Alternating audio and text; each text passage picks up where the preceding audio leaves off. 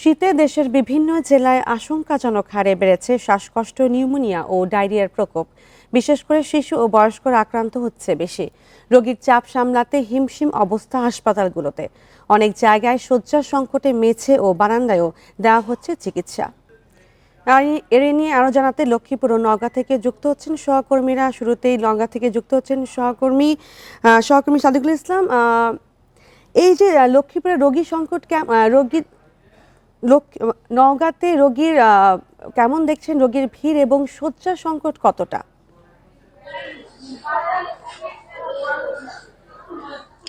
আপনি জানেন যে এই মৌসুমে শীতে সবচেয়ে বেশি কাবু করে ফেলেছে এখানকার বয়স্ক মানুষ এবং শিশুদেরকে। তারা কিন্তু প্রতিনিয়ত আপনার ডায়রিয়া, আমাশয়, শ্বাসকষ্ট, হাঁপানি, নিউমোনিয়া এই ধরনের রোগ নিয়ে কিন্তু হাসপাতালে এসে চিকিৎসা নিচ্ছেন। আপনি নির্ধারিত বেডের চেয়ে এখানে 3 থেকে 4 গুণ রোগী আছে। আপনি দেখতে পাচ্ছেন যে এখানে কিন্তু হাসপাতালের বারান্দায় এখানেই প্রায় 20 জন রোগী, শিশু রোগী কিন্তু চিকিৎসা নিচ্ছেন মেঝেতে আপনার বেড পেরে। এছাড়া আমরা দেখেছি হাসপাতালের ভিতরে কোনো জায়গা নেই এবং এখানে চিকিৎসকরা যেটি বলছেন যে প্রতিদিন গড়ে নওগাঁ সদর জেনারেল হাসপাতালে 60 থেকে 70 জন শিশু রোগী আপনার শ্বাসকষ্ট, ডায়রিয়া সহ বিভিন্ন রোগ নিয়ে কিন্তু হাসপাতালে আসছেন এবং ভর্তি হচ্ছেন।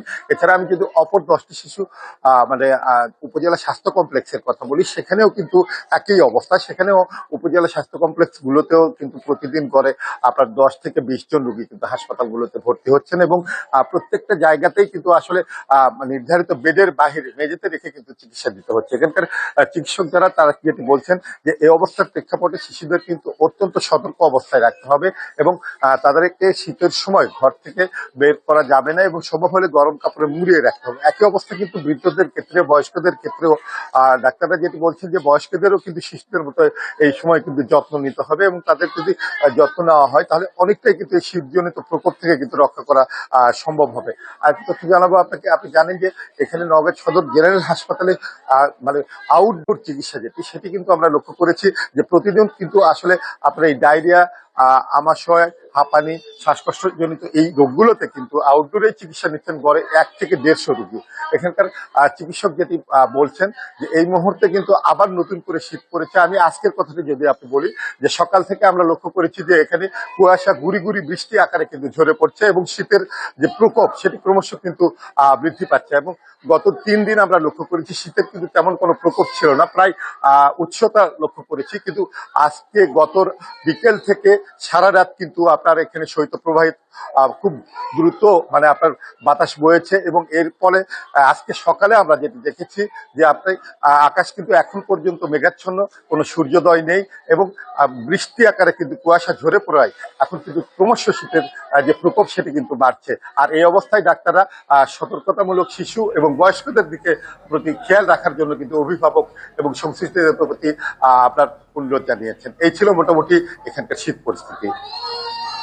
এখন লক্ষ্মীপুর থেকে জানাবেন সহকর্মী আব্বাস হোসেন। এই যে রোগীর চাপ, এই যে এবং শয্যা সংকট, সে বিষয়ে হাসপাতাল কর্তৃপক্ষ কি বলছে?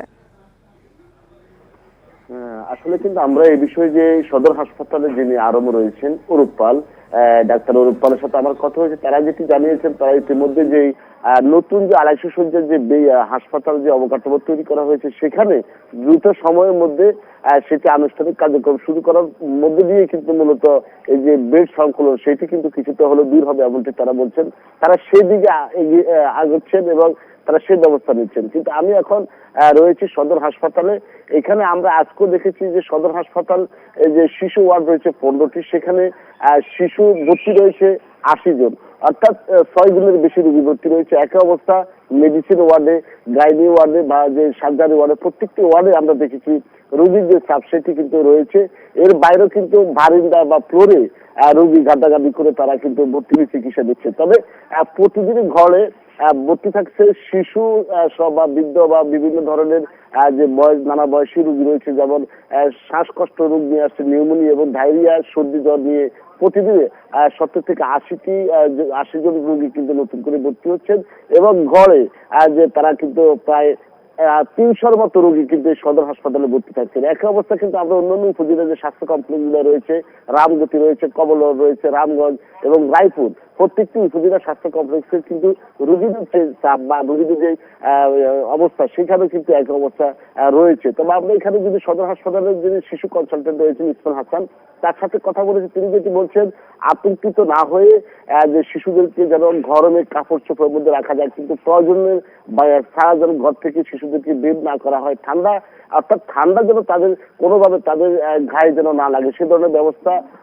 অনুরোধ করছে এবং আহ্বান জানিয়েছেন। তাহলে কিন্তু এই যে শীতজনিত যে রোগ সেটি থেকে তারা রক্ষা পাবে। তবে আমরা যে গত এক সপ্তাহ লক্ষ্মীপুর সদর হাসপাতালে কিন্তু 600-র মতো যে ডায়রিয়া, নিউমোনিয়া, সর্দি জ্বর, কাশি নিয়ে যে মানুষজন ভর্তি হয়ে চিকিৎসা নিয়েছেন, এর বাইরে প্রতিদিন আউটডোরে প্রায় 800-র মতো রোগীর তারা চিকিৎসা নিচ্ছে। তো অর্থাৎ আমরা দেখেছি যে রোগীদের চাপ বাড়ছে, চিকিৎসা দিতে হিমশিম খাচ্ছে, নার্স এবং চিকিৎসক তারা প্রয়োজনীয় ব্যবস্থা নেওয়ার কথা বলছেন। শীতজনিত রোগ নিয়ে জানাচ্ছিলেন সহকর্মীরা লক্ষ্মীপুর ও নওগাঁ থেকে।